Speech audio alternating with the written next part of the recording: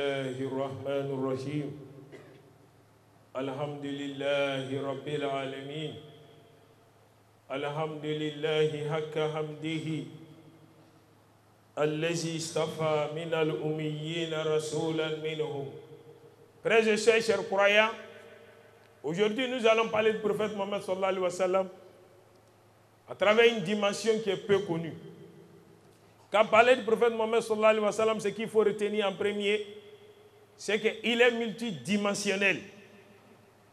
Il a eu une existence céleste au ciel avant d'avoir une existence terrestre.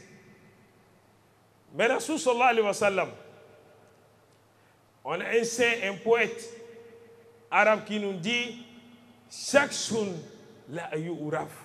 Il qualifie le prophète Mohammed sallallahu alayhi wa sallam, il dit c'est une créature qu'on ne peut pas connaître. Et Rasoul sallallahu alayhi wa sallam vient renforcer ses dits à travers un hadith authentique. Il dit wallahi, billahi, tallahi, ma arafani hakan siwa rabbi. En vérité, en toute vérité, aucune créature ne peut me connaître.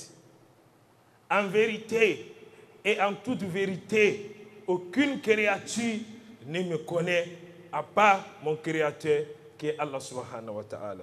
Frères et sœurs, chers croyants, Rasoul sallallahu alayhi wa sallam, il nous dit quoi? Huwal kullu wal kullu minhu. Il est le tout. Tout ce que tu peux imaginer comme créature. Tout ce que tu peux imaginer à part Allah subhanahu wa ta'ala, tout provient de lui et tout est parti de lui. Huwal kullu wal kullu minhu. Pour cela, le messager d'Allah, que la paix et la bénédiction d'Allah soit sur lui, nous dit comme ça: Ana min nourillahi wal aqlaqi min nouri. Ça, c'est le premier hadith. Il dit Ana min nourillahi wal mu'minuna min nouri. En vérité, je proviens de la lumière divine et les créatures proviennent de moi. Ça, c'est le premier hadith. Le deuxième hadith, il nous dit, en vérité, je proviens de la lumière divine et les croyants proviennent de moi. Frères et sœurs, chers croyants, cela t'amène à comprendre que Rasoul sallallahu alayhi wa sallam, basharun laquelle bashar. Il est une créature comme nous, dans la ressemblance. Mais en réalité, il n'est pas comme nous. Regardez l'histoire du voyage nocturne Al-Isra ou Al-Mi'raj et de l'ascension du prophète Mohammed sallallahu alayhi wa sallam. Après l'étape de la Mecque jusqu'à Jérusalem, après Jérusalem, là où l'ascension a débuté, par le premier, deuxième jusqu'au septième, فَكَانَ كَابَ كَوْسَيْنِ أَوْ أَدْنَى مَا كَذَّبَ فُؤَادُ مَا رَأَى, comme Allah te dit dans le Saint-Coran.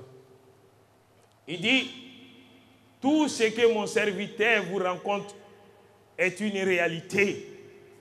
Mais il faut être dans cette réalité, qui est la réalité mohammedienne, la vraie réalité du prophète Mohammed sallallahu alayhi wa sallam, qui n'est pas Mohammed, fils de Abdullah et de Amina, qui n'est pas Mohammed qui est né à la Mecque et qui est mort à Médine, qui n'est pas Mohammed, le mari de Sayyidatou Khadija et de Aïcha, etc.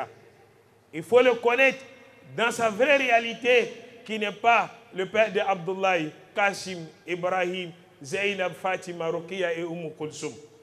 Il faut le connaître dans sa vraie réalité, qui n'est pas ce calife Abou Bakr, Ousmane, Omar et Ali. Il faut le connaître dans sa vraie réalité, qui dépasse ce que nous savons, ce que nous voyons.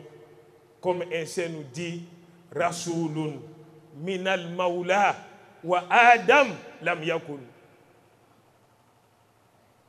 Lors du voyage nocturne, le prophète Mohammed sallallahu alayhi wa sallam, il était accompagné par un guide qui est Djibril.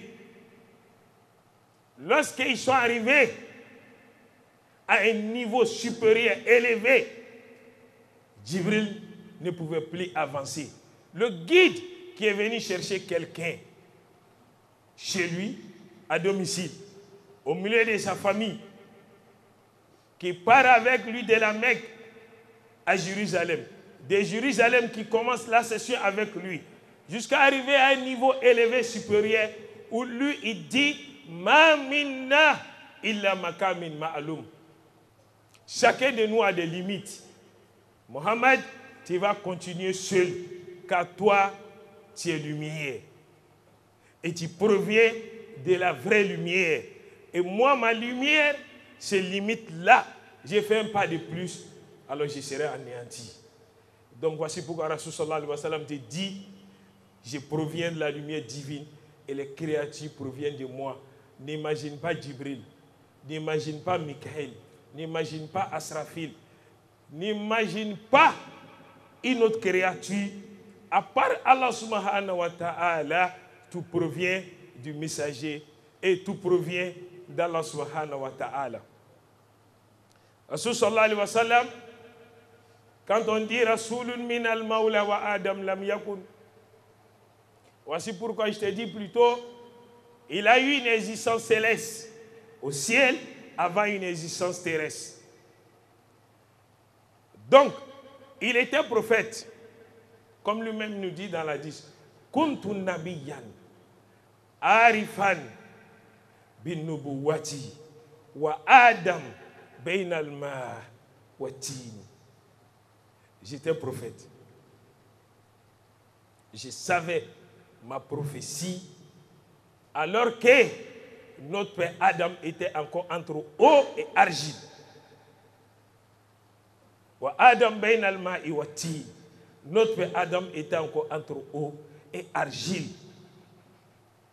Donc, tu comprends que notre père Adam a trouvé le prophète Mohammed sallallahu alayhi wa sallam dans sa dimension spirituelle élevée auprès d'Allah subhanahu wa ta'ala.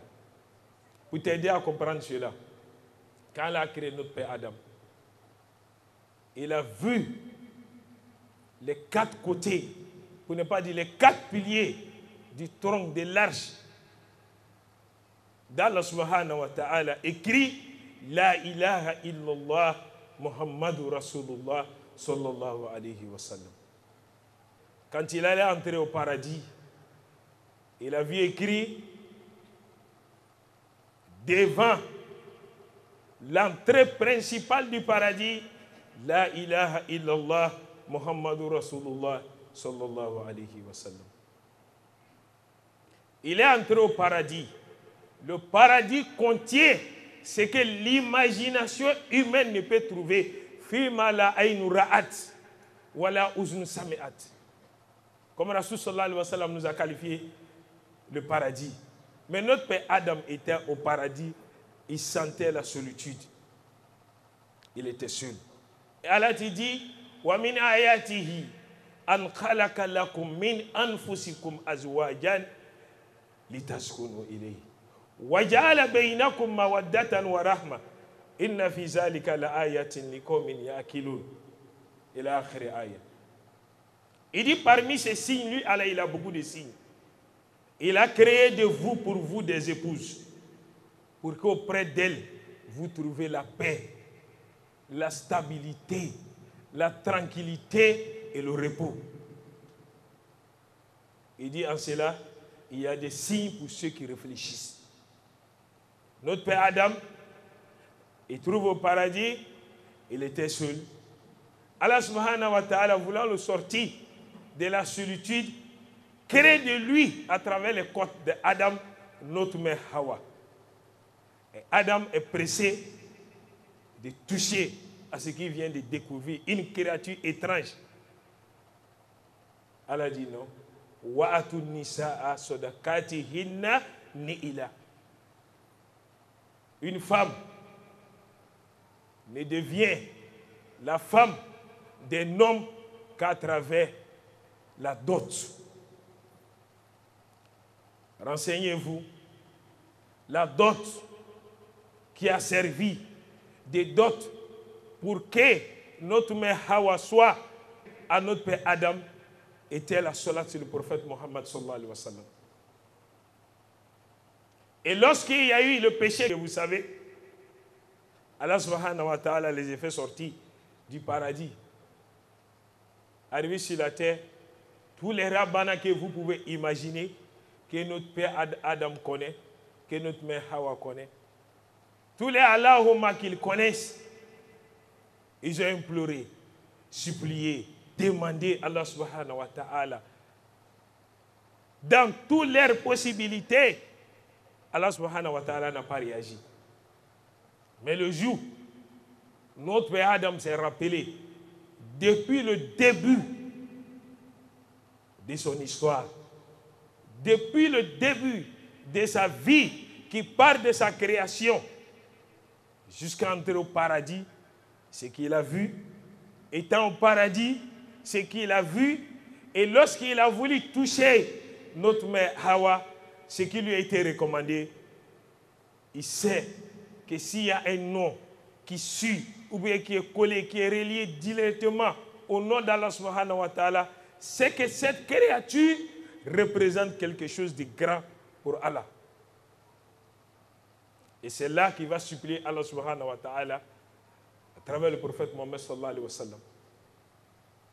Et Allah subhanahu wa ta'ala va lui dire, mais comment as-tu connu Mohammed alors que je ne l'ai pas encore créé, il n'est pas encore venu dans sa dimension corporelle, humaine, adamique, sur la terre.